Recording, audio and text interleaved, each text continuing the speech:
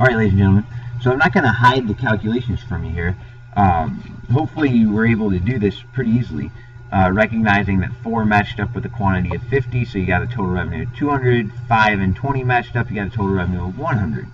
So notice here, this is what happened. So your price went from 4 to 5, but your total revenue, it went down. This is a different relationship than we just saw on this graph. Here we moved our price up and our total revenue also increased. So this is different here, fundamentally different. And so now the question is, if you were a firm and you knew this about your demand curve, what's your best move to bring in the most money to maximize your revenue? The game plan is to stay at $4 because you're going to bring in 200.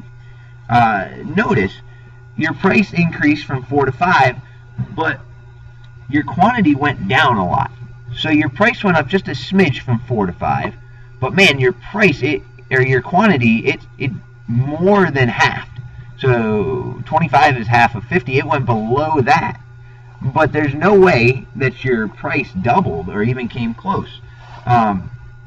So your price went up, but man, your quantity, it rushed down way more. And we'll look at that proportion change in just a second.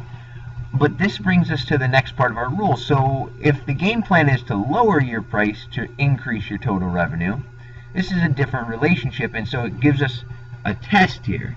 So if you go back to your total revenue test page, if the price increases and the total revenue decreases, that means that you have an elastic portion of your demand curve. And same thing if you look at it in reverse. So if the price went from $5 to $4, price decreases and your total revenue increases, again, elastic. Okay? So when these two, price and total revenue, go in the same direction, inelastic, they go in the opposite direction, elastic. Let me see if I want to show you anything else. So here's what I want you to do next. I'm going to actually, I'll show you in the next video. There's going to be a problem, I believe, on your slideshow paper that I'd like you to do that's almost identical here. So you'll see it in the next slide. I actually don't have it pulled up right this second. So go to the next page or the next video, and I'll show you exactly what you need to do.